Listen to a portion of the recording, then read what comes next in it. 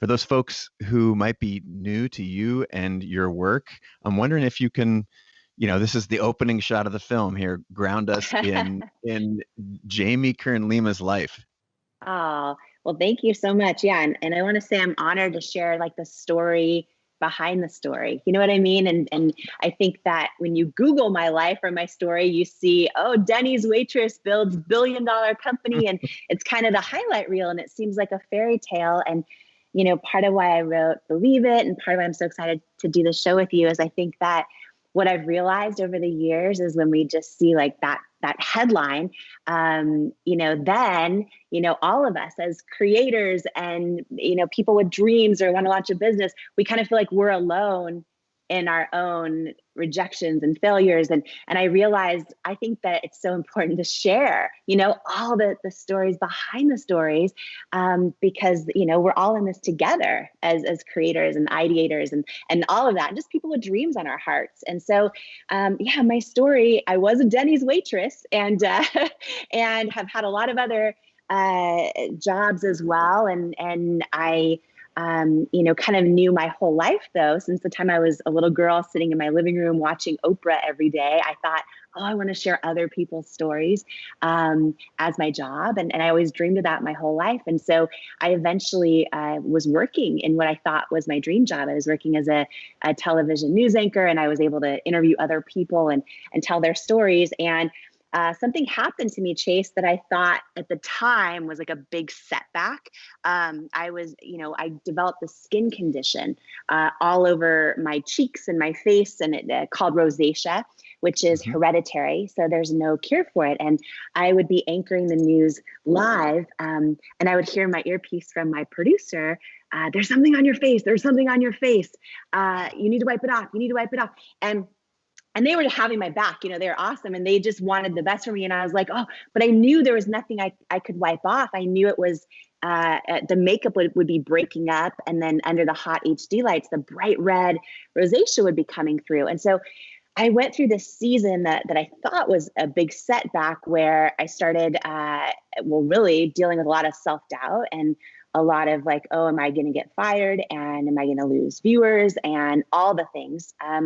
And so I saw dermatologists and learned there's no cure for it. And I spent my paycheck on pretty much every possible makeup product I could find, from like the super expensive department store ones that I couldn't afford at the time, all the way to the drugstore ones and the pro makeup artist products, and nothing would work.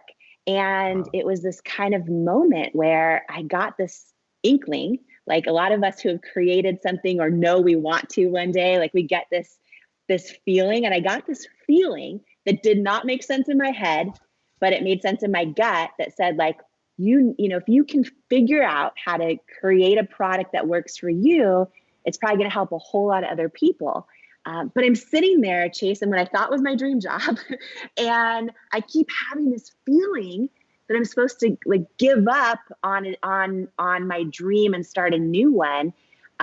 Even though I had no connections, I knew nothing about the beauty industry, had very little money. Anyone out there who's worked as a journalist will know you don't get paid very much. But it was this moment, and I think in the last decade in particular of my journey and my story, there's a lot of things I've done wrong, and I share all of those in my book for the first time. But there's also, like, when I look back at the things I did right, they kind of all come down to like the start of this moment where I made the decision to listen to my gut and to trust myself, even when it didn't make sense. And I kind of learned this lesson that, like, sometimes it's because we live in this culture where everyone's like, just don't quit, just don't give up. But I actually think that that's not the victory. I think the victory is learning to listen to our gut, and like knowing that, letting go of a dream sometimes is as important as knowing when to go after one. And it's the knowing, right? That's the victory. So I made the decision to quit my dream job and go all in on creating a business that I had no idea how to launch. And I had no idea how hard being an entrepreneur would be. There's a a quote that's attributed to Elon Musk, which is doing a startup is like eating glass and staring into the abyss. And Yes. when people, I think it's been largely romanticized in our culture, starting your own business. But I imagine, just from what I learned in the book, and just to get it out there up front, your book is incredible. Congratulations. And I want to plug it hardcore here just in the first 10 minutes of our conversation, which it's called Believe It: How to Go from Underestimated to Unstoppable. And for anyone who's listening right now, this is, if you've got self-doubt, if you want to gain the courage to take these risks, the ones that Jamie started sharing just a moment ago and will share with us throughout the show, this idea of trust, managing rejection, whether that is, even in your inner circle, your family, or, what the world thinks. It's an absolute must read. I've read so many of these books from entrepreneurs, and yours is special and different. So thank you for writing it. But back to your story, a handful of things that you said jumped out at me that I want to put a pin in and come back to. You talked about the role of quitting. Mm. And I couldn't agree more that this concept of sort of, always push through. And I think if you had owned that idea in the way that it's talked about in our culture, you'd probably still be a TV journalist. So, what is the difference between quitting what you thought was your dream job, or what is the balance between quitting what you thought was your dream job and trusting your intuition to, do something outside of that seems risky and unknown and scary? Help us understand how, what was going on in Yeah. your mind, because there's so many people right now listening that are like, that's me. That's I got a good thing. I want to chase my dreams. I want to trust my gut, but I'm not quite sure what it's telling me. Yeah. And I think learning to like get still and actually hear our own gut is so important. And I think it's so hard. I think that, we all, I believe, Chase, I believe we all have this knowing, right? Like, to your point, there's so many people probably listening right now, watching right now, that if they were to just get still for a minute and check in with their gut, even if they're rusty on doing this, right? They Mm-hmm. usually know if they're in the right job or in the right relationship, or if they need to maybe end a friendship, or they know if they have more inside of them, like, and it's on their heart to write a book, or to take that first step and start photography, right? Whatever that is, if we get still, I really believe we all have that knowing. And I think that learning, one of the things I talk a lot about a lot in the book is, how do you start building that muscle again of intuition and learning to trust it? Because I think, for something, it's a life, for so many of us, it's a lifelong journey of really learning how. And it's like we keep refining our intuition as we go.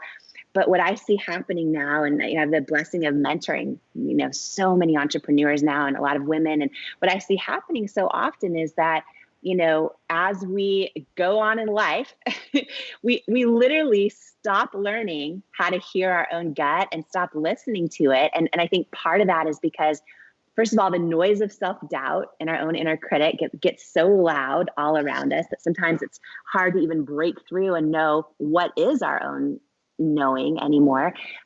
We then often have, other people's opinions. And sometimes that can come in the form of people we love so much, like our inner circle, our friends, our family, who love us and often, and usually they'll mean well, but they often can't see the potential of our own hopes and dreams because they're seeing it through the lens of their own limitations, right? And their own fear and their own life experience. And so all of a sudden we have, all the noise of and by the way, anyone who's been an entrepreneur or is right now, often we all share, right? We share an experience where, at some point, I mean, I can share my own. At some point, when I was getting no traction in my business the first 3 years, I had so many people say, like, are you sure you should have quit your job? Are you sure you're qualified to be doing this? Are you, like, I love you, but I'm worried about you. Are you, all those things, right? And we have to be so careful because at some point that noise can get so loud too. Then if anyone out there who's going through an experience like I went through for a number of years, when I first launched the business, I had these experts that I would put on a pedestal. And in my case, it was all the department stores that, as a Denny's waitress, I would save my tip money to buy a makeup product in one of those department stores. And I just thought, wow, if they carry my product, this is going to be amazing. And all the, QVC and the beauty retailers, I put them on a pedestal. And so for the first 3 years of my business, when all of them said no over and over and over and said I wasn't the right fit, or I needed to not use real women as models, I needed to do the I call it antiquated standard of beauty, which is like flawless Photoshop skin. They all told me that's what I need to do to sell product. And it was 3 years of them basically saying, and some of them in these actual words, you're not the right fit for us or for our customers. And, so we get experts telling us that, or for a lot of us, it's just like no traction that we thought was going to happen with our dream or our idea or our creation or our sales of our product or business. So we have all of that. And then we turn the news on and we're like, right. So all of this is going on, and it's so hard if we don't take a big step back. And this is one of the things that, again, I share so much that I did wrong too, that'll hopefully save people a lot of nights crying themselves to sleep. But one of the things I did right was like learn how to really get still and hear my own knowing, and my own knowing that said you're supposed to keep going or you're not. And to me, trusting ourselves, when we learn to hear ourselves and trust ourselves, that's the victory in life. The victory isn't like, building $1 billion company or this. To me, it's learning how to get still and trust our knowing and know that we're on our own path of becoming all of who we are and who we're born to be. And I think what happens, because it's so easy to let this happen, is all the noise from everyone else and our own self-doubt, all of it gets so loud that it becomes so much easier to just like stay in our comfort zone and not go after the dream when it seems hard, or not keep going, even though, you know what I mean? Even though like we feel like we should, it becomes easier to just stay in our comfort zone, which comes at the price of, I think, it starts to chip away at our soul. We start to risk talking ourselves out of our own truth and never become the person we're born to be. Not to be all dramatic on your show, but like that's really to me what it is. It's like we literally can talk ourselves out of our own truth and never become the person we're born to be. And how many people do we know that have done that? So many, the majority, right? And that's what I think is the biggest challenge as a creator, as someone with a dream on your heart, as someone who knows you have more to give or serve or love, is how do you step into that?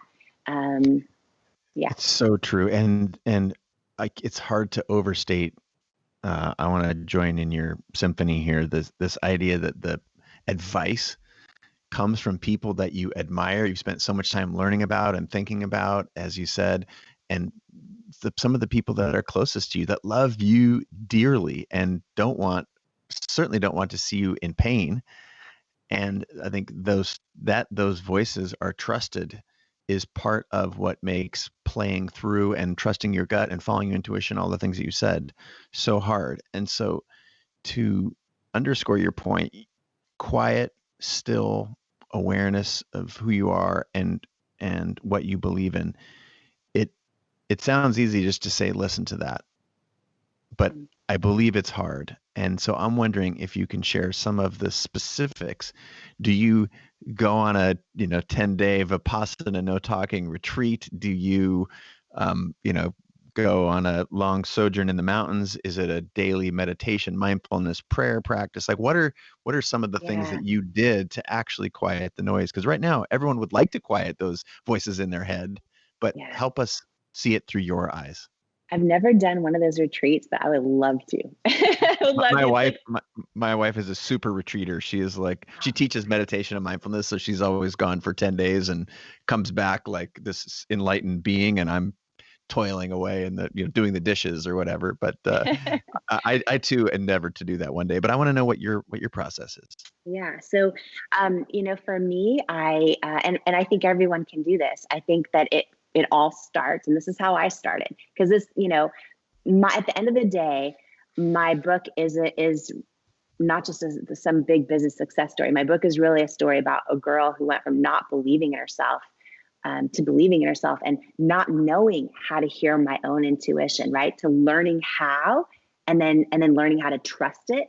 And really a journey of going from doubting I'm enough to knowing I'm enough. And, I just think, it's the story of so many other people right now as well on their own journey of learning to do that, learning to believe in themselves and trust themselves and know they're enough. And for me, it started with really basic, simple, like taking 3 to 5 minutes a day. That's it. And so for some people, they have chaos going on in their house. They have kids running everywhere. They have all this stuff, right? Especially right now in this season that we're in. And so, it can be as simple even as, going and sitting in the car.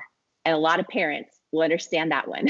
Going and sitting in the car by yourself for 2 minutes. Or, going into your bathroom and closing the door. And it starts just, I think the best way for me, I've been able to really build my intuition over the years is just to take 2 to 5 minutes and actually start to learn, what does it even feel like? What do I even think and feel in my knowing about anything, right? And I think for a lot of people that start this, because for a lot of people, hearing their own knowing, it'll be the first time ever, or the first time in a long time once they start doing this again. And I think that it's critical to everything in life to get back in touch with this. But, it can be as simple as 2 to 5 minutes of literally just sitting there and just saying, what do I feel and think? And, asking yourself a question and seeing if you answer it. For a lot of people, by the way, this is how they hear God or whatever faith it is they practice, through their own gut or their own intuition. And, I think it's something that we all have to give ourselves grace in the process of, because I think, well, at least what happened for me, and I know a lot of other people too, is that, you try to do it, and just like trying to meditate for the first time, you're like, oh, I tried to do it, but I'm running through my to-do list in my own mind and, all the things of the day. And like, that's so normal. And you just have to give yourself grace and really work on building that muscle. The other thing is to, really start to pay attention and think through, are there experiences in your life where you trusted yourself, that gut feeling, and it worked? And really reflect on those, right? And pay attention to them. And also, are there times when you just had this gut feeling, like maybe you're dating and you have this feeling like, oh, he's sketchy, and he says his phone broke for 3 days in a row. And he or she is lying, right? But you make the decision to ignore your gut. And then, we always learn the truth in the end. It plays out. But like paying attention to like all the times, because for all of us, we have those moments in life continually. And a lot of times we just go so fast through life. We're so busy. We live almost numb in a way. And we disconnect or disassociate from those moments that are our most powerful teachers. And listen, I think I continuously do this to this day as I look back. And one of the things when I look back at some of the biggest miscalculations I've had or mistakes I've made, a lot of times they come down to not listening to my gut and or doubting it, thinking, oh, and one story just to share is after 3 years of hearing no from, all of these beauty retailers, because I launched the company in my living room and couldn't afford to hire anyone for the first 3 years. And my husband and I were just kind of doing every job we possibly could do. And I got to the point, it was so scrappy, Chase, like my middle name is Marie, and Marie got her own email address at one point. So it was marie@itcosmetics.com, and she was heading customer service and PR. And like, if this were today, Marie would be emailing, Chase Jarvis, great news. Our founder's available for an interview. And like, she would pitch Good Morning America, everybody, and often get no reply or ignore. But Marie hustled, and, we did so many scrappy things for years when we couldn't afford to hire anyone. And when all these retailers were saying no, And then I'll never forget one powerful story to share in case someone listening needs to hear this right now. And maybe they're going through a season of rejection, or they're going through a season of being told they're not enough, or just feeling like they're not enough. I remember, and by the way, I would email LinkedIn, everyone in LinkedIn who worked at QVC or Sephora or anywhere, I would email them and send them product. And it was just 3 years of hustling and everyone saying no.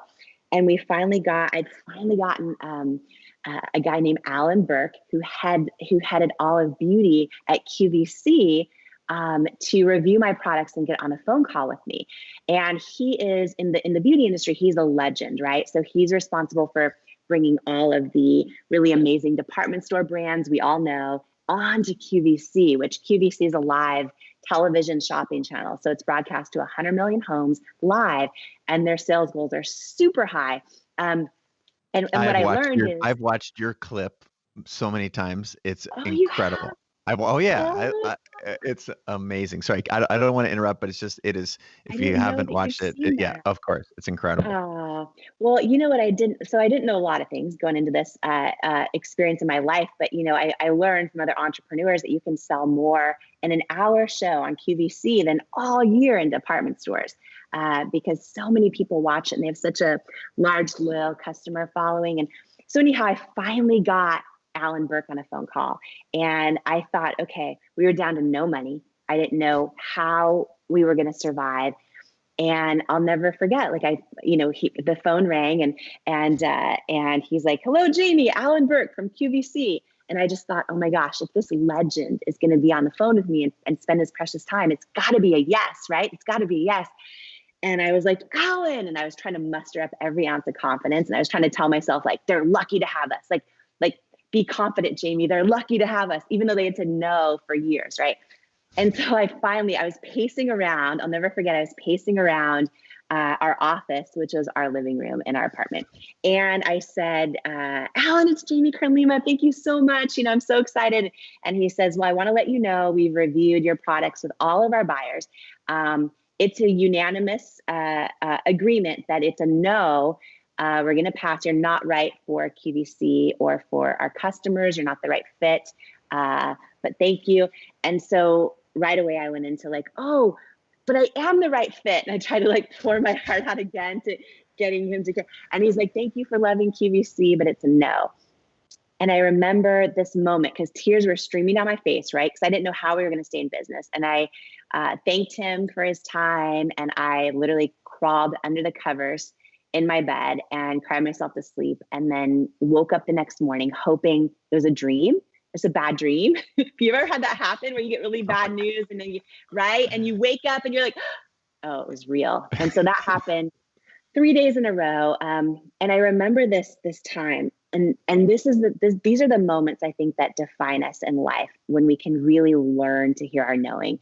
I talk a lot in the book about creating this imaginary toolbox of things I pull from. Like it could be quotes, it could be excerpts from your show, right? It could be, I have underdog stories. I have things that just remind me of who I am, of what I'm made of. And I pull from them when I need it. And so I was, doing that. And I was also just checking in and even sobbing myself to sleep 3 days in a row.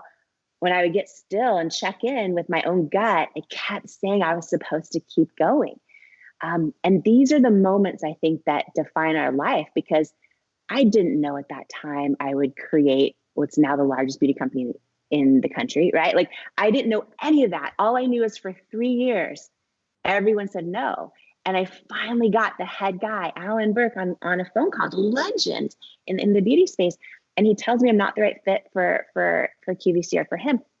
And 3 days later, after crying I check in with my gut, and it says you're supposed to keep going. You're doing what you're supposed to be doing. Like you're not supposed to quit. And that knowing and making that decision to trust it is how I kept going. And to put a really fun bow on this story, in case anyone listening needs this right now. We all need it, Jamie. I just think, you know what, Chase, it's like sometimes we go through these seasons of rejection and they don't make sense and they hurt. And it's so easy to have them all equate to just self-doubt in our own head and doubt of our dreams. And that's why I just think checking in with our knowing and trusting it is so important. But I kept going and kept going. And when I shared this story in the book, and it's a long one, so I'll skip it now, but I'll skip the how. But eventually, through a trade show, through a really cool moment, through a gutsy moment of me taking a big risk, got a yes to get one shot on QVC. So this is after 3 years of no's. It's we got down to under $1,000 in our bank account, which was our personal and our company combined. And I finally got one shot and our first really big yes to go on QVC. But here's what that meant, Chase. It meant, and we were only selling 2 to 3 orders a day on our website, right? And barely staying alive. And I learned, okay, you get one shot. You're going to get one shot to present your product live on QVC, and you're going to get a 10-minute window. And you either need to hit the sales goal or not come back. I was like, okay. And what that meant was I had to sell over 6,000 units of our concealer. We were only doing 2 to 3 orders a day on our site. That is over 6,000 units of our concealer. In 10 minutes. In 10 minutes, live on live television, no script, no teleprompter, nothing. And then to top it all off, and anyone who runs a business where they're making product, they'll understand this part, but it was a consignment deal. And what that meant was we had to pay for all the own inventory ourselves, ship it in, and we wouldn't get paid for anything except for what ended up selling in that 10-minute window. And whatever didn't sell would be shipped back to us. And in our case, you own it. Yeah, you own it then, right? And because we were only doing 2 to 3 orders a day, it was like, oh, if anything got shipped back to us, I mean, there was nowhere to sell it. Like we would be completely out of business and bankrupt. And so it was a really tough decision. But after 3 years of everyone saying no, we decided to take this risk and applied for 22 SBA loans that all said no. And the 23rd SBA loan gave us enough money to cover just the inventory cost of this one shot on QVC. So it's a moment that would end up being one of the most defining moments in my whole career, but also life so far. And I think it's a universal moment because, you know, a lot of times all of us will have moments where we know what we stand for, we know what we believe in, but then all of a sudden our values are challenged or everything's on the line. And that's what happened here. We made all the inventory, did everything, and we're ready to get our one shot on QVC. And I was so stressed out and felt so much pressure because I knew this one shot would like literally make or break our whole company. So I flew out to QVC a week early before the one airing, and I sat in this rental car in the parking lot, praying, crying, so overwhelmed because what ended up happening was, you know, we hired third-party consultants that are experts, and they help so many people sell their products live on TV. They're amazing. But they all told us the same thing, which is that, okay, if you want your best shot at success in this 10-minute window, you need to use these type of models that all have perfect skin. And I'm like, okay, but that's exactly why I'm not doing the business. Like I'm doing this to try and actually shift culture and beauty and do something bigger than myself. And I have this vision that I'm going to, use, models that have real skin problems and all ages and shapes and sizes and skin tones. And they would just look at me and tell me, like, listen, if you want our advice and the best shot at success, here's what you need to do. And so I started arguing with them and saying, okay, but I get that's how it's always been done.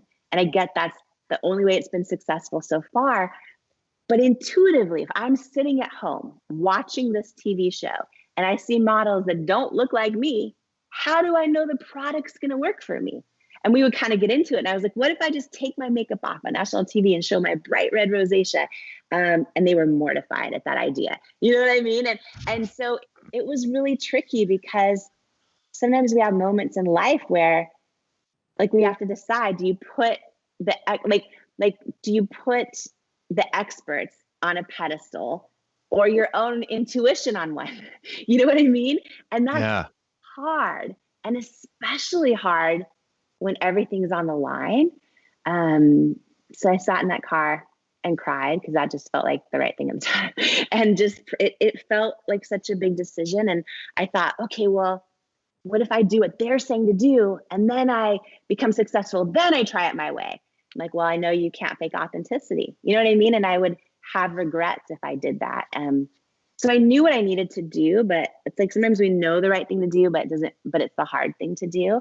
Um, and I sat there in that car and and I think a lot of creators or people that have vision and big dreams will be able to connect with this, where I just sat there and said, why am I doing what I'm doing and who am I doing this for?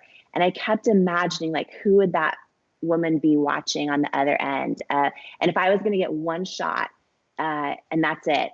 And I kept imagining like a single mom in Nebraska folding laundry for some reason. I imagined it, like who was too busy to remember she mattered and that she's beautiful and all those things. And if she was going to give me a few seconds of her precious time and turn the television on and see me, like I'd rather have her see me showing women who look like her, calling them beautiful, meaning it, and have her not buy anything. Like I'd rather do that than sell a ton of product and stand for nothing. And so it was like I knew what I had to do, but I was also scared. And you know, the to complete the story, the 10-minute. We love, like, this is why this format exists. Please, Jamie, Yeah. just keep going. This is amazing.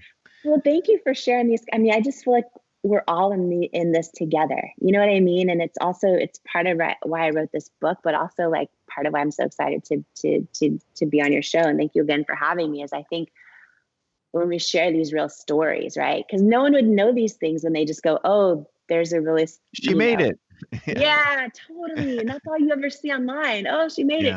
Yeah. Um, so but these are universal experiences, I think, and a lot of people don't talk about them. And when you look on social media, you just see everyone's highlight reel, and you don't see the rejection or the pain or any of the things that we go through. And when we don't see them, then we just feel alone in them, And Yeah, so, and we're comparing our day-to-day crappy experiences of forgetting to turn the dryer on before you go to bed so that when you wake up your clothes are wet. We have the experience of getting a parking ticket, and we're comparing all those aspects of our lives to everyone else's highlight reel that you see on TV, or in your case the product in the store. And I agree, it's toxic. And I want to say thank you for having the courage to be as vulnerable as you are. I would love to hear your thoughts about faith and self-worth, but one thing I did hear you say um, is, and I totally agree. There's so many of us that say that we believe in God, but we doubt ourselves. And how can that's like, how can those two things be true in our lives? Like, who are we actually doubting? I love that. Can you explain more on this? Because I think there's a yes. lot of people listening that would say that they believe in something bigger than themselves, but can also relate to where I'm coming from too, but I still don't love myself the way that really matches up to what I say I believe. Yes, yes. I love that you have done your homework and that you like know all these key takeaways from Worthy from the book, because you're able to ask these questions that go really deep. And this was a huge realization in my life. So two things I'll share. When I launched It Cosmetics in my living room, and Hannah, the first 3 years, I got hundreds and hundreds of no's. And I was trying to, do things different in the beauty industry. And I have hereditary rosacea, which is like bright red and bumpy, and there's no cure. And I tried everything. And I, was close to getting fired as a news anchor because of my skin issues and whole thing.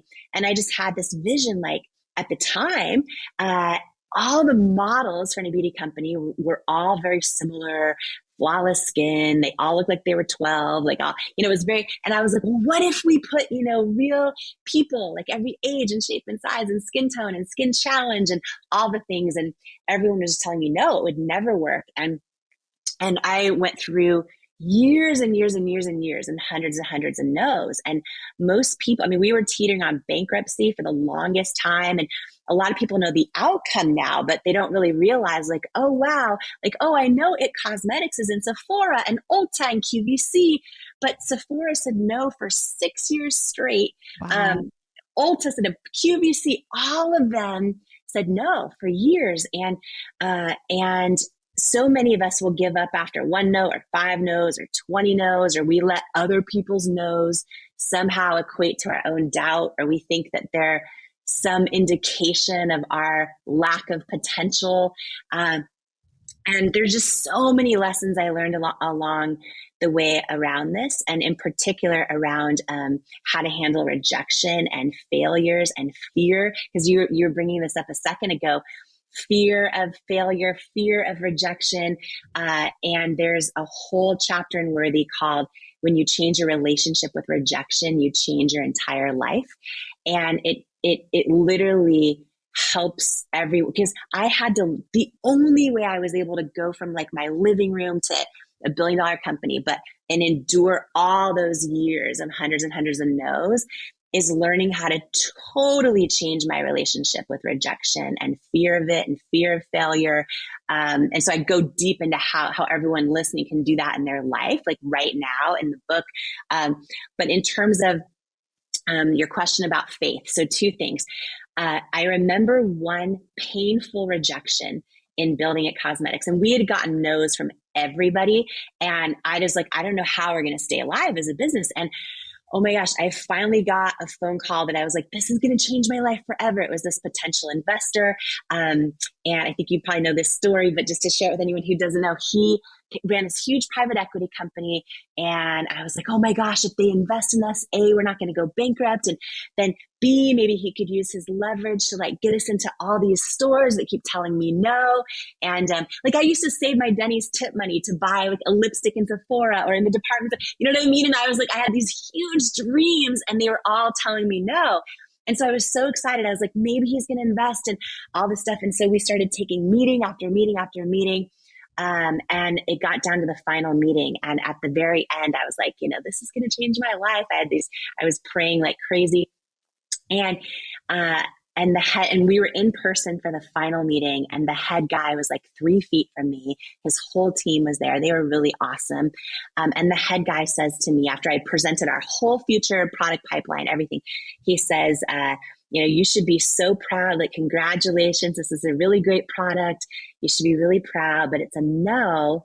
We're going to pass on investing in It Cosmetics.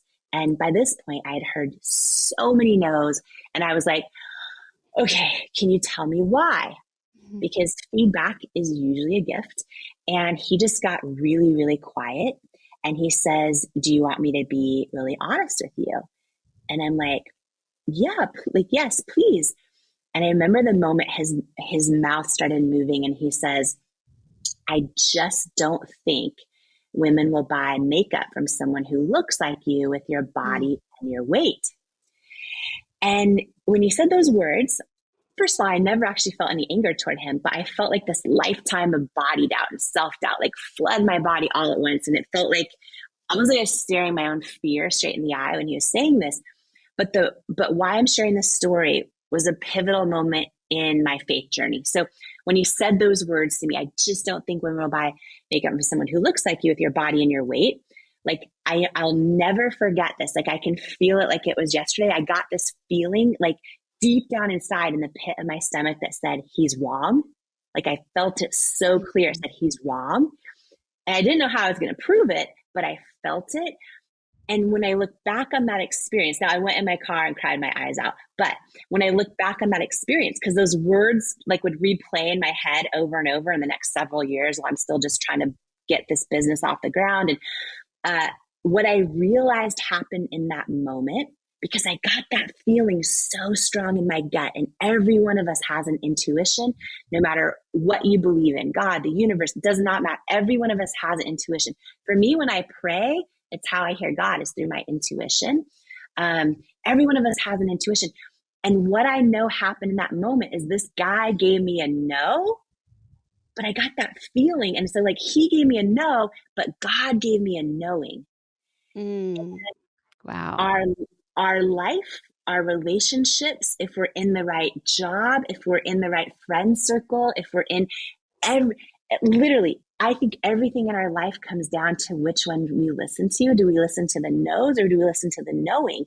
And you shared this so beautifully, because I think so many people will relate to this, is that so often we're the ones giving ourselves the most powerful no's. We're the ones saying the most hurtful no's to ourselves. You can have people all around you being great, but we're the ones looking in the mirror and being like, I'm not enough. I don't have what it takes. All the things, right? And so first of all, the same question goes for us, for you, for me, for all of us. Okay, we're telling ourselves all these painful no's, but if we get still, if we pray, if we ask, we will get a knowing. And the no's we tell ourselves, those are in our head. Those are where self-doubt lives. That is not who we are.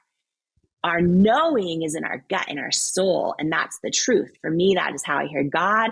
That is how I hear my intuition. And our knowing is always more powerful and always more true than anyone else's advice or than the no's we are telling ourselves or the no's anyone else's. So a big thing in moments when we're doubting ourselves is to like check in and go, okay, is this the truth in my soul telling me this? Or is this my self-doubt in my mind, which is a lie? And it's almost always a lie. And then we have the decision of, well, which am I going to trust? Which am I going to listen to? And in the book Worthy, like there's over 20 different tools and lies to unlearn and tools to apply. And one of those tools is the chapter you just mentioned, which is called "Who Am I Doubting?" Who am I really? Who are you really doubting? And it's a chapter about faith. And so many people, maybe you trust the universe always has your back, or you practice a particular faith. For me, I'm Christian. I believe in God. And I had this huge moment where I realized in my life, and this is relevant to anybody who doubts they're enough, who thinks that they don't like what they look like or what their body looks like, or they don't feel they're worthy of walking into the room, or they're unqualified, or any of the things that we believe.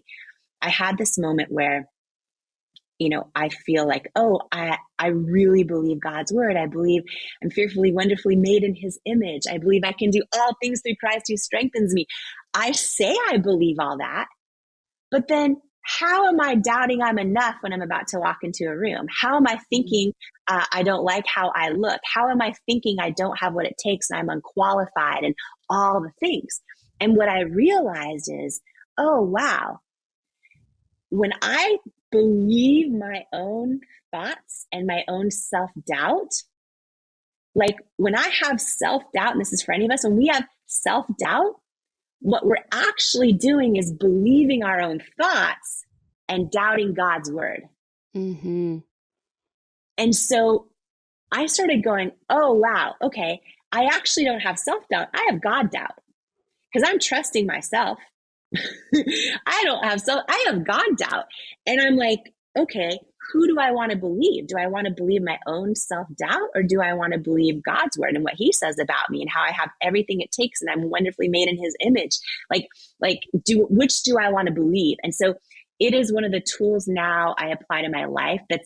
And for anyone who has a strong faith, this is an instantaneous self-worth shortcut because any room you're tempted to feel like you don't belong in, if you're Hannah Brown walking down a red carpet, any red carpet you're tempted to feel like you don't, any business you're tempted to feel like, oh, what if people see me fail?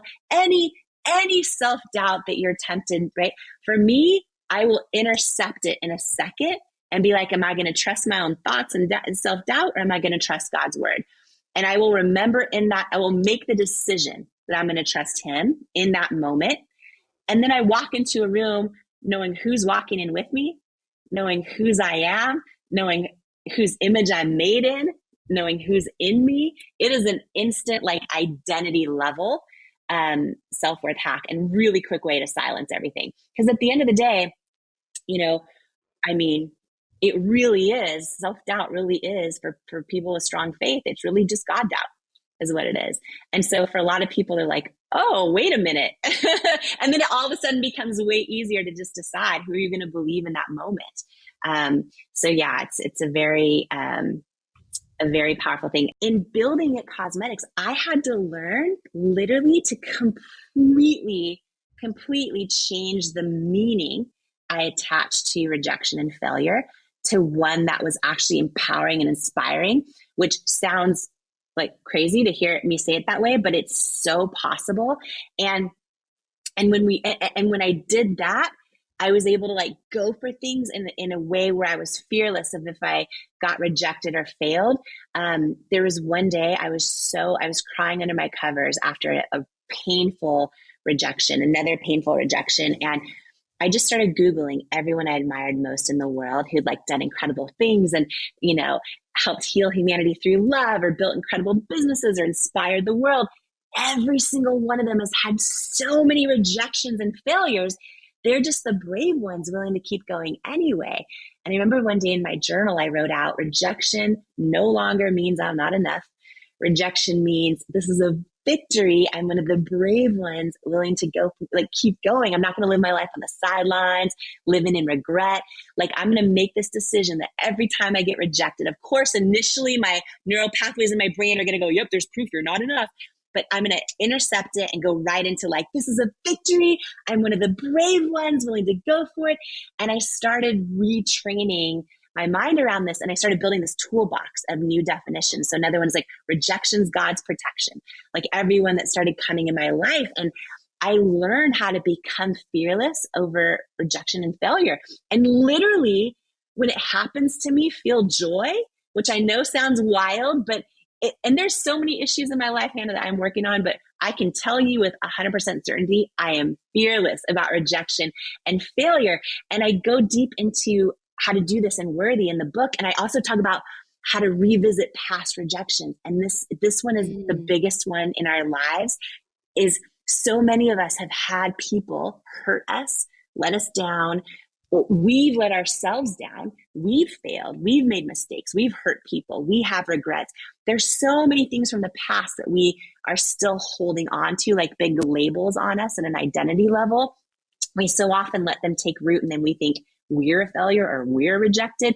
Like it's a big thing. And so I go into how to revisit like past rejections and redefine those as well. And, there's a lot of examples I give in the book, but just to share one for the sake of time today, just for anyone listening, if you've had somebody break your heart, or maybe somebody like who did not love you the way you needed to be loved, maybe if it's even growing up in your family or still, or a friend that just betrayed your trust, or someone who pulled the rug out from under you, or it could also be something recent, like applying for something and not getting it, and you wanted it so bad, and like they didn't see your value or didn't see your worth. Or it could be not being invited to a party, or trying to make friends with this group of people and someone just doesn't like you and you don't know why, no matter what you do.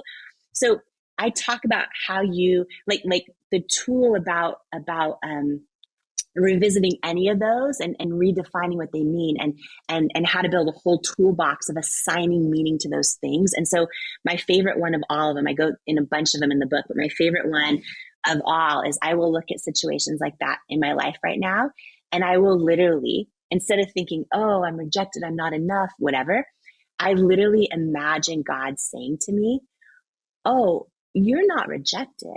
I hid your value from them because they're not assigned to your destiny. And I will believe it, Hannah. I will believe it at my core, and it helps me build resiliency and a fearlessness around it. And it helps me not let those things take root at a self-worth level. So there's so many tools we can apply to our lives right now that literally change it, because I'm sitting here talking to you, and I want to like jump inside your body and be fully fearless about all the things you want to go after, because who cares if you fail and fall flat on your face? Like all that only means the meaning we attach to it. That's it.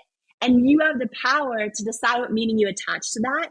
And when you become fearless over it, like that is when you become unstoppable. Like that's when you become unstoppable. Unlearning this is all about the lies that lead to self-doubt, and then the truths that wake up worthiness. This is a whole section about the lies, y'all. How many, share with me in the comments and wherever you're posting from, if you have believed some of the lies that cause self-doubt. Who in this room has believed some of the lies? Me.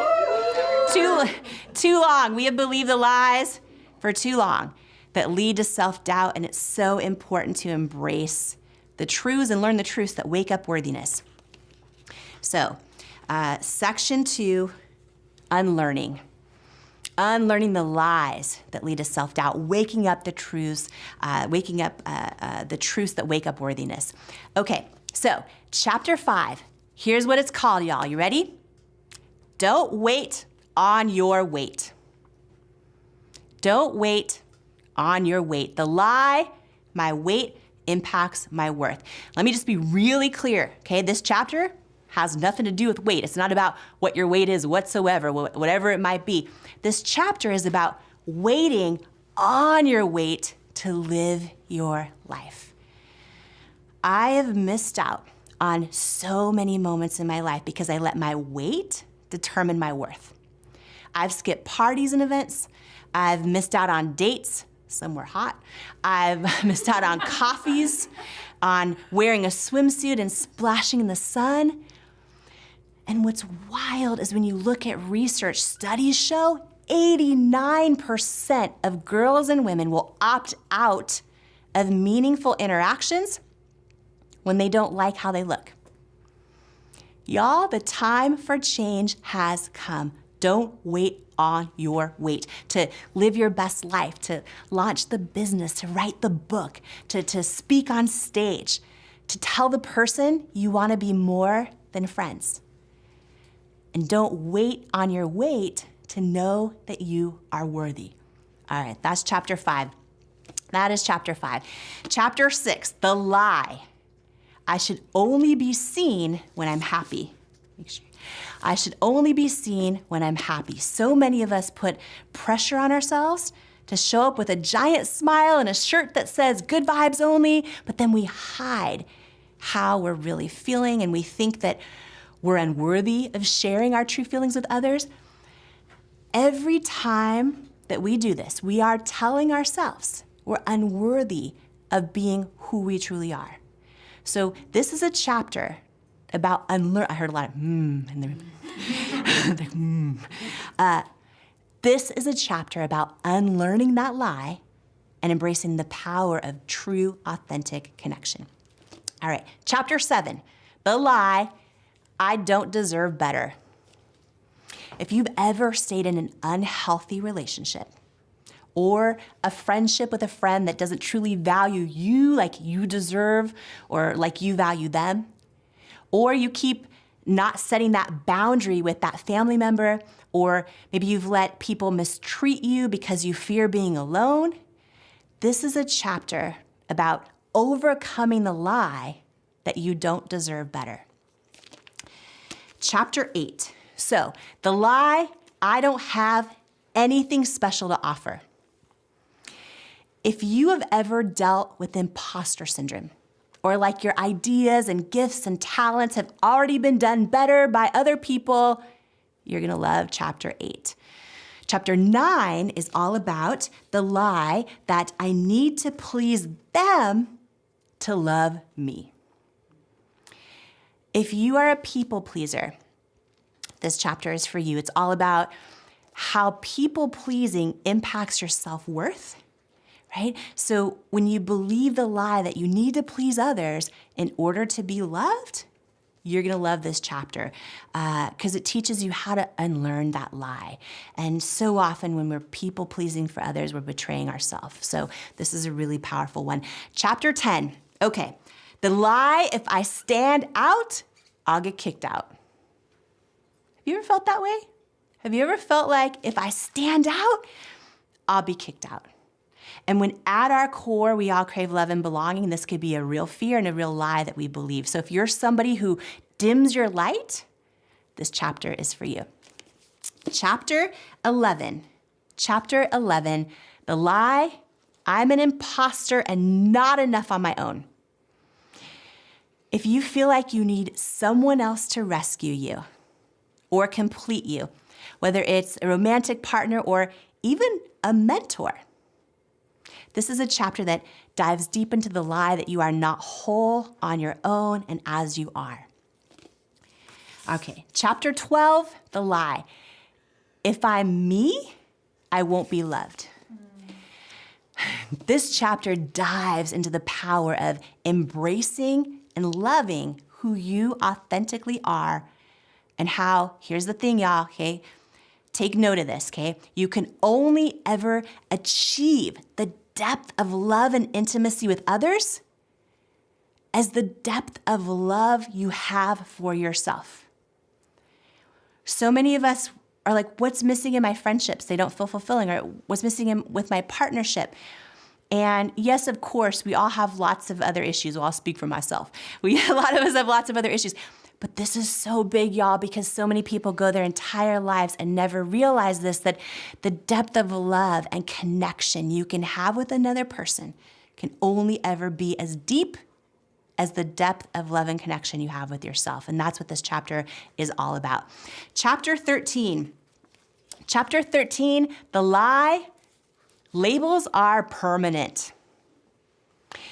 If you have let something that someone else said about you stick like a label, and maybe it's something that you believed about yourself, you could do it on your own too. We all give ourselves labels that's somehow become this like heavy label, right? Maybe it's a label that says hurtful words like failure or unattractive or unqualified or uncool or bad mom, right?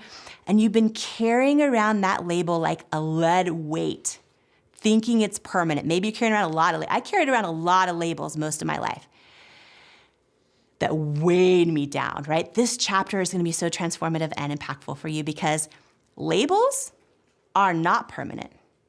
They've all got this light removable adhesive, just like Post-it notes do, right? And when you remove these labels, when you unlearn the lie of these labels and you replace them and you learn how to undo them, rip them off, right? It can literally transform your self-worth. It's a tool that's been life-changing for me, and I'm so excited to go through this with you and experience this journey with you. So, okay, part three of Worthy, transforming. Part 3 of Worthy is transforming. This is all about the journey of you, about building unshakable self-worth and unconditional self-love. And just think about that for a moment, unconditional self-love. Y'all, almost all of us love ourselves conditionally. If I do this right, then I'll love myself. If I achieve this much, then all the things. We say we love unconditionally other people, but do we actually love ourselves unconditionally? For most of us, the answer is no. This is about unconditional self-love. It's transformative. So chapter 14, self-worth is the multiplier. Okay, just gonna give you a little warning. We didn't come here to waste some time. Worthy is not here to play small. In chapter 14, self-worth is the multiplier, okay? It's packed with tactical tools. There's equations and charts. I don't want you to freak out, but there are some. But I promise you, like, even if you're not a math person, even if you're not an equation and chart person, like, I didn't build this or write this book, you know, to play small. Like, this is my life's greatest work. It's been the most impactful thing in my entire life. And so I'm giving you everything I got, including some equations and charts, because this chapter is all about cracking the code of fulfillment in your life. Okay, chapter 15. Do you see you? Let me ask you this question. When is the last time you truly saw yourself and truly connected with yourself? Your depth of connection with others, right? We shared a little bit earlier, it can only ever be as deep as your depth of connection with yourself. This chapter is about the science and the art of how to do that. So it's gonna be a thing. Okay, chapter 16. Know your why, then fly, girl, fly. This chapter is about the power of identifying your why for your worthiness journey and why it matters so much. Chapter 17 is Circle or Cage. It is called Circle or Cage. And here's the thing. I want you to think about your family and your friends in your life right now, okay? Your close family. This is going to be a real personal question, but let's go there. Your close family and your close friends in your life right now, do they feel like a circle or do they feel more like a cage? This chapter is deep and it's powerful, and we're going to go into building a strong inner circle and a strong outer circle, how to do that, and then what to do if you know someone in your life who doesn't deserve to be in either, but how to navigate that, right? If it's a friend or family member who you love them, you're not going to like peace out or anything like that. You love them, but you can feel more like you're in a cage than in a circle when you're around them, right? So this is going to dive deep into circles and cages and how to build your inner circle, your outer circle, how to handle it when someone shouldn't be in either, but you still want to love them. And here's the thing, your circle might be 2 people. It might be, 5 people. Just make sure they're the right people. And this chapter is about how to do that.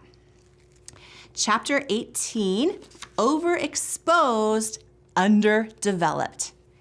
Overexposed and underdeveloped. This is a chapter about the real, raw, candid truth about how to not just gain, but also sustain all of the successes in your life, in all aspects of your life, and also how to not only gain, but sustain strong self-worth.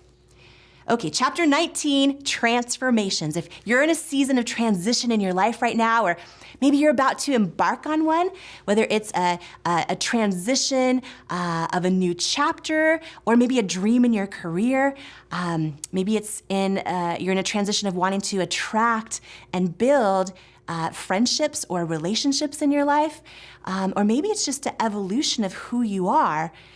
Chapter 19 on transformations is going to fill your soul. Okay, the final part of the book, so excited, y'all. The final part of the book is called Knowing. Knowing. You are worthy, it's in you, it is you. Chapter 20 is called Your Ticket to the Moon. This is all about how to build your intuition and build the habit of taking that next right step in life, even if you don't have all the answers, even if you don't feel ready, even if things aren't perfect. This is about getting unstuck, building intuition, and taking action in your life. Chapter 21, Who Are You Really Doubting? That's the name of the chapter. Who are you really doubting? And this is a chapter all about how your faith, no matter what you believe in, how your faith can impact your worthiness, and how if you believe what you say you believe, it can act as one of the most powerful tools in building self-worth. Okay, chapter 22 is called Solos. Chapter 22 is called Solos. And in this chapter, it opens with the quote, "There are no mistakes in dance class, only solos." So often in life, we're trying to stay in line to make sure that we're doing the right move and do it all perfectly. And we think a misstep is bad or wrong. But there are no mistakes in dance class. And there are no mistakes in life, only solos. Solos are where ideas are birthed. Solos is where your authenticity shines. Solos taste like truth and they feel like freedom. It's in the solos that your true beauty shines. And even if you feel like you've made, so many mistakes, or you've had so many setbacks, or you're going on a different path in life than you had planned or than others expected of you, there are no mistakes in dance class, only solos. You're not a bad dancer. When it comes to life, that's actually impossible. Maybe you're just born to do solos. Today, after a billion days, you in a hotel promoting Believe It book launch, you get to go home. How's it feel? Yes. Yes, I am so excited. It's been a crazy stretch. Talk about momentum. Yeah, I've been in this hotel room for 21 days. 21 days. But I'm super filled up though with gratitude. I did a walk this morning, and I'm just like trying to appreciate the moment of everything. I'm so tired. Honestly, like I'm really, we've done, so 2 live events. So from the time I got to the hotel room, it's been 21 days. We did 2 live events, 15 Growth Day morning shows, 6 QVC shows. So the last 48 hours, Wow. why I'm here so long is I had a live event on Sunday, but then went right into a midnight QVC show. Then yesterday had 4 QVC shows plus another keynote. So it's just a lot, but also great. But if you want the truth, this morning, I literally, no joke, someone will understand me in our Growth Day community. Because I have more shows today before I fly home. So I was doing my makeup, and then I looked in the mirror, and my eyebrow, this one, I drew it way up here. I'm like, oh, I got to go home. I'm so tired. At the end of 21 days, I drew my eyebrow up, and I'm like, okay. So I had to take it off, redraw it. I'm like, this is a good time to go home, to take a breath, and then to build the momentum again, because I'm so passionate. I'm so passionate about what I'm doing, and it's, I believe in it so much. So that's what makes it exciting. But yeah, it's been a long stretch, and a lot of momentum building. And in some ways, I feel like too, it's just the beginning, right? Same for you. I mean, you've been working so hard on everything with Growth Day, and it's like, oh, but it's still just the beginning in so many ways. I think that's the most important thing for people to get. It's like there's this hope that one day you don't have to keep the momentum going, or one day everything calms down completely. But if it's part of your purpose, you're always gonna be working for it in some way. And it's not gonna be easy. Yesterday I shot, I'm like, there's always something going on. Like right now, literally my little broadcasting here is just blowing up with all these, StreamYard's not connecting to Facebook, like all across them. So is it working on Facebook or no? Yeah. No, it doesn't look like it. No. Or is it? Oh. It is in some pages. Apparently. Yeah. I just went all these things saying it's not. Oh, so no. Okay. It's like, but that's normal. It's something. Yeah. Yesterday, I tried to film a sales video, registration video for one of our programs. And if for my audience who knows me, they've seen me on stage talk all day, uninterrupted, no notes. All of my 20 plus online courses, I did in almost all of them in one take. Literally an hour-long teaching, one take, no problem. 7 different topics for 7 hours, no problem. Yesterday, I had to shoot a 10-minute video. Took me 3 hours. 3 hours, because halfway through, I thought I nailed it. It was done. I was so excited. I wandered into the other room to get some water. I ran into Denise in the house, and she goes, "You have a bunch of toilet paper on your." No. And I was like, "What?" Ran into the other room, and I looked. I was like, I tried not to burst in tears because I was so tired. And I looked, and yet it looked like this little white mustache, and I was like, "Oh no!" So went back to my computer and pulled up the replay, and of course you can see it. And I thought it took me 20 takes to get that video, and I had to reshoot it over, which took me another like 10, and it was just brutal. It was just brutal. So anyone filming video, you know what I'm talking about. So give a shout out to some empathy or something down below, because we've all been through it before. It's kind of like you did your eyebrow, I had a white mustache going on. Yeah. It's like so when funny. you are in launch window. I keep emphasizing to everyone, there's times in your life in your launch window, and it's so intense and it's so hard, and you have to work on your attitude, keep showing up every day. Like momentum is all about movement every day. Show up every day. Maybe you don't get to do 3 hours on your project today, but you get 20 minutes. Make it a 20 minutes. Like imbue it with energy, And maybe you only have, you wished you had this time to do these other things, and you only have this little window. That little window, make it count. But launch windows, you also go a little bit batty in the brain. At least I do. You're drawing eyebrows, white mustache. It's like you don't finish all your checklists of all the things you have to do. And guess what? That's life. Keep a positive attitude, keep chugging along. You know, and I think too, giving ourselves grace is so important. Like when we hopped on this morning to get ready for the live, I was laughing with Sarah here because I was like, you know what? I still feel like if I had not caught that and I still had one eyebrow up here, I was like, Brendan would still love me. The growth day community. I was like, Jamie, you look great. What's happening? Good morning. You're like, good morning. We're all family. I wouldn't even, the best thing is I wouldn't even notice. That's the best thing. I wouldn't even notice. Denise would see it from 4,000 feet away. Me, I'm just Captain Oblivious. I'm in my message and in what I'm ever doing at the same time. I mean, anything could be happening. And I'm just so, like, Denise can walk into a room and I don't even know what's happening, you know, just, yeah. So you and I would be live. I would get a text from Denise and then I would know. I'd be like, okay, thank you, Denise. I would go fix it. See, Paulo would, my husband, Paulo, he wouldn't notice either. Actually, you know, what's funny is when he and I met, he had one eyebrow all the way across and no idea. Now I love it. I think it's so cool. Like, I think, well, I love that you put that in your New York Times best-selling book for him. I remember reading that in the book. I was like, you do.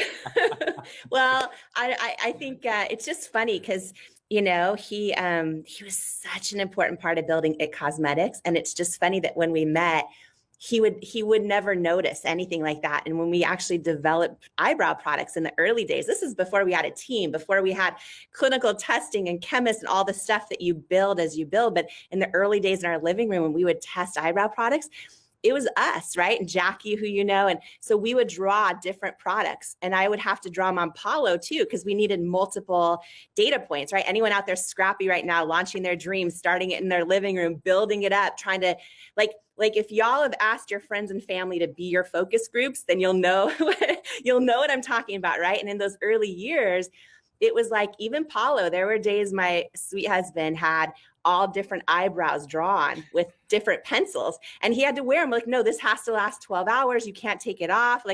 So we would work days in our living room with multiple eyebrows. Anyway, this morning with me just being so tired and drawing it up there just reminded me of that. But it's like fun times. And by the way, you know, a lot of people feel like if they're in their living room right now and they're just starting their dream and they're still drawing the eyebrows on their partners and they're still asking their friends and family to be their focus group and all that, like those days still are some of the most fun days of momentum. Because even though you're in this space where, you know, it doesn't feel like you're getting traction, you're still that momentum, even in the start of something, even when it's like not glamorous, that momentum is still really powerful. And then I also, everyone I know who's gone through the scrappy years that were hard, and everyone I know looks back and those are like some of their fondest memories, you know, but when you're in it, you're like, how do I see past it? Am I ever going to make it? Am I ever going to get traction?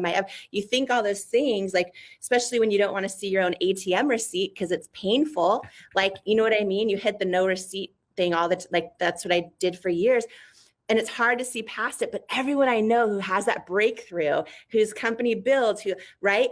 Those are some of their favorite times. And so I just want to call that out this morning, just saying, like, I'm so fondly thinking about, after misdrawing my own brow today, thinking about the days of Paulo and me and like all the eyebrows and Jackie, which, by the way, Brendan, I was live on QVC last night with Jackie. Which that's is awesome. So just full circle. Yeah.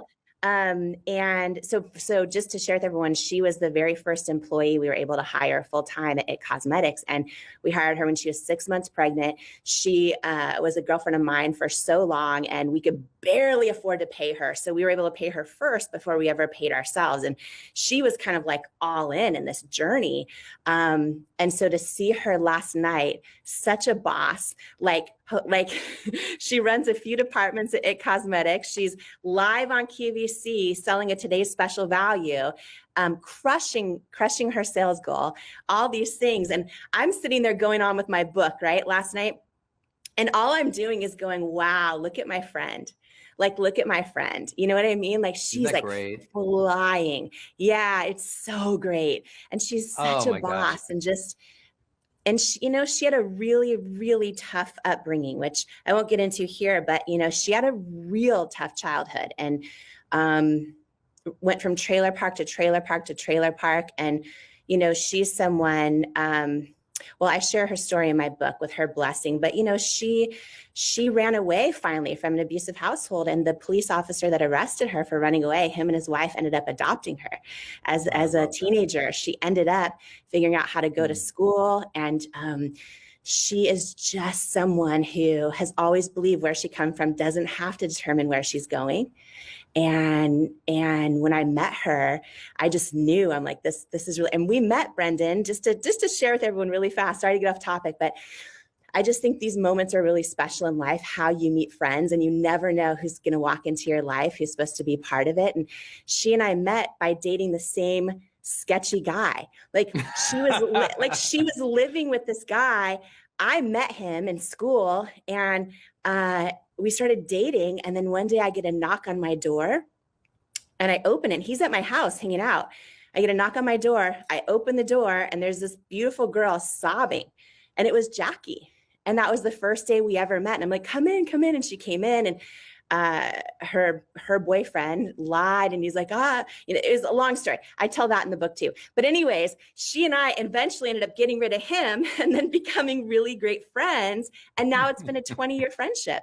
And now she runs 2 departments at It Cosmetics. And anyways, you never know when you live life with an open heart, right? You never know like who's going to walk into your life at any moment and change it forever. And I think that's anyway, so it was a special moment. Serendipity, grace. That's serendipity, it's grace. I want to jump into 2 things Jamie just shared that I hope you all caught. She shared that, you know, a lot of the founders she knows, business owners she knows, who they look back to those build years with real reverence and nostalgia and like gratitude. And so for those of you who are building right now, where you feel just like all this stress and doubt, just have faith that stress and doubt becomes strength and development, right? That what happens one day, you get, because of the stress and doubt, you actually get stronger if you work through it. If you stop because of the stress and doubt, you always live there. But if you work through it, one day you get to look back at the stress and doubt, or feel it as it is coming up less frequently because you've learned to master that side of your life. And suddenly you're grateful for it. I think that's so important. It's not that, and another shout out to Jamie, it's not that she doesn't have stress and doubt as she's launching her first book, but you can see it in her eyes in this morning show and on Growth Day. Her energy, she's bringing joy to it this time. She's like having fun. I turned on the thing today because we do a pre-show before you guys get on, and she's just laughing and carrying on. I'm just observing my friend laughing and having a great time in the midst of a launch window. So you learn to do launches better. You learn to find peace. You learn to bring joy. You learn to feel the experience, and it gets different. And second thing I want to shout out about Jamie, which is what she just said, just watching her friend last night on QVC, which is just, I mean, what a beautiful story for International Women's Day yesterday. You know, here's Jamie celebrating her friend who's now getting a piece of the spotlight, you know? And so how can you in your own life, is there a friend who needs some appreciation today or elevation today? Is there a team member who needs some empowerment today? Who can you lift up today? Is there somebody you could just send a positive audio text to? Growth Day members, you know, I teach this, send 5 audio texts a day, or texts of appreciation to people just to elevate them and lift their mood and spirit. No need for, you know, some kind of return favor. It just send out goodness in the world. And you know what? The more goodness you send out, the more you get over yourself. You know, a lot of people want to find happiness and they think, well, I'll sit here and I'll meditate on my happiness all day. It's like, oh, you want to be happier? Send gratitude and prayer out for others. And that will get your mind, the monkey mind, off of like obsessing about your merry-go-round of doubts, and it'll put goodness into the world. Like put goodness into the world, appreciate, elevate other people, and just hear how Jamie's talking about her friend Jackie. She's just like so excited for her and celebrating her. And I've seen Jamie do that over and over for other women. So I hope you all will pick up her book, Believe It, because you're going to learn a mindset there of there is no competition when you're in your authenticity and you want to see other people rise up. It's a whole different path. And that's why she was able to go to this whole other level in building $1 billion business. So pick up Believe It if you haven't got it yet. And if you have got it, read those first 50 pages, tell all your friends. Let's keep the momentum going for Jamie on Believe It. we talk about your book, Believe It. I think what I love is that you share a lot of these mistakes or these life lessons. You do a lot of reflection. And one thing you mentioned was that, hey, I wish I knew right off the bat that when you are presenting a new idea, which is essentially what you were doing at the time to change the way we viewed the beauty industry, to use real people. Imagine that. People that look like you and me that have real skin conditions. But the fact that you were so shocked that they couldn't see it in your eyes, but when it's never been done before, and that's where a lot of people, I feel like, they're pounding their heads against the wall saying, look, why can't you see it how I see it? Like, this is the future.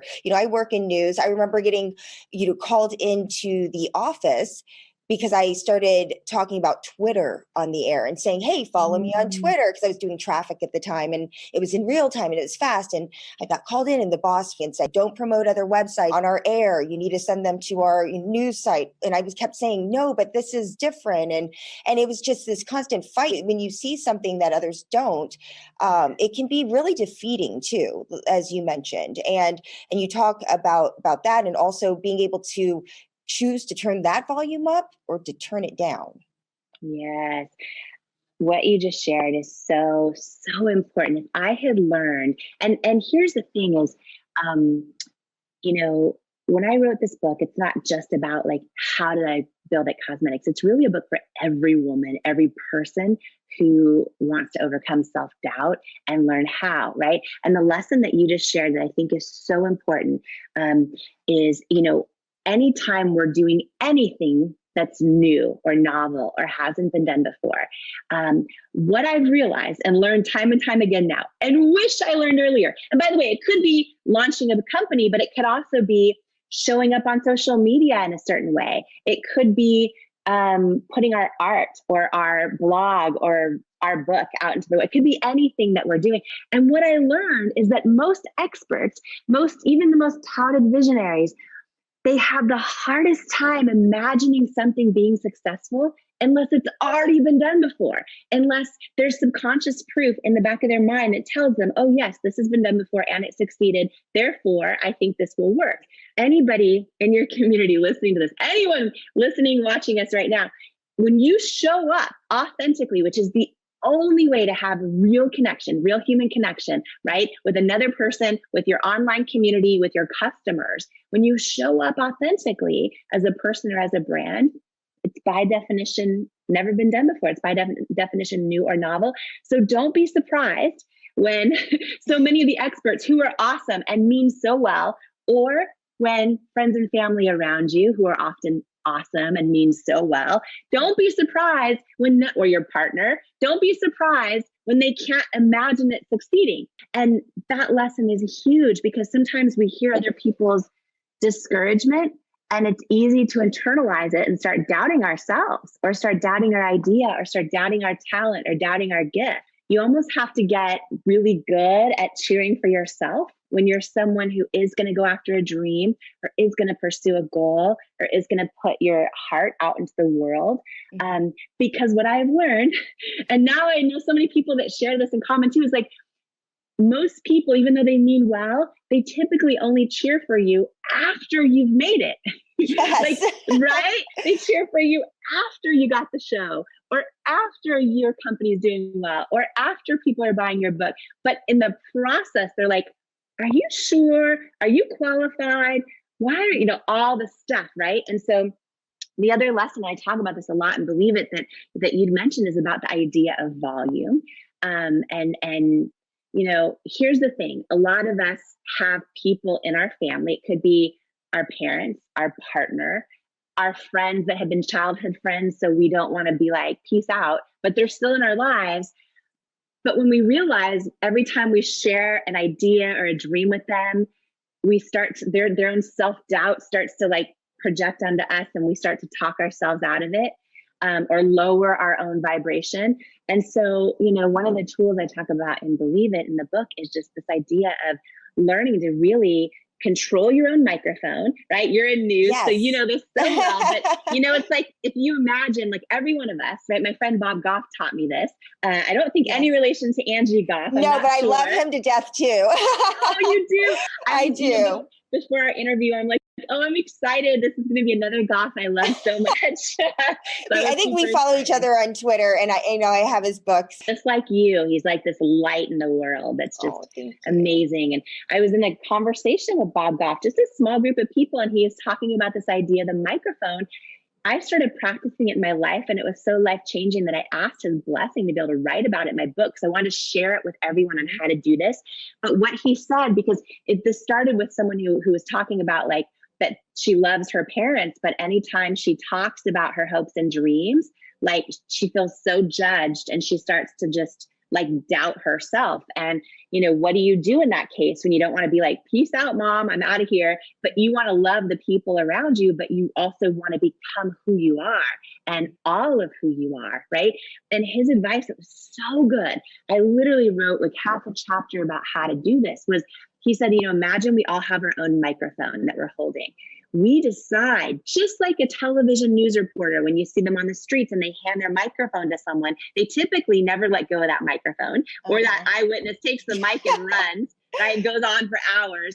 You hold on your mic and then you decide when to take it back. And he said, in life, imagine that we all have our own microphone and we decide who we hand it to and on what topics, right? So his solution that I thought was so brilliant, I talk a lot about how to do this, is, you know, when, you know, maybe when we realize, we start to do an audit of who's around us, who is our circle of friends, who's our circle of colleagues, who do we go to the gym with? And we start to just pay attention. Oh, when I talk to this person about this, I instantly feel like, so I start doubting myself, or I instantly then don't feel like I have what it takes. Or so what you do is you take the microphone back from them on those topics, meaning, you know, you talk to, maybe it's your mom or your partner, right? Mm-hmm. A lot of us don't have a circle around us in our own homes or in our lives where they understand our hopes and dreams. So, you know, for a lot of us, what we have to learn to do is talk to them about the weather, about what's on tonight, you know what I mean? Like, yeah. What's on Fox 5 tonight? What's for dinner? What's on whatever? Who got picked on The Bachelor? Whatever it is, and you still have those relationships, but then you take your microphone back from them on things like, I'm writing a book and I'm going to share my story with the world, or I'm going to, you know, start a big social platform, or whatever it is, or I want to go run a marathon. And we find people in our lives that we're able to share that connection with. And maybe they're people we've met online. Maybe it's a mentor from afar. For me, it was Oprah for years, long before I had met her. When I would watch her, I felt my own vibration rise. I felt like, oh, where I come from doesn't determine where I'm going. And so for me, even though I hadn't met her yet, it was someone I wanted to hand my imaginary microphone to. Mm-hmm. And so I talk about how we can do that in our lives. And I think it's so important because if we don't learn to do that, I think it prevents us from ever becoming all of who we are. Oh, absolutely. So in a sense, I mean, we just have to become better audio operators, right? You know, decide when to tune people in and tune them out. Ladies and gentlemen, rock this house and welcome to the stage, Jamie Kern Lima! Kern Lima! Every single one of us has had someone tell us we're not enough. Every single one of us has had someone say words to us that hurt.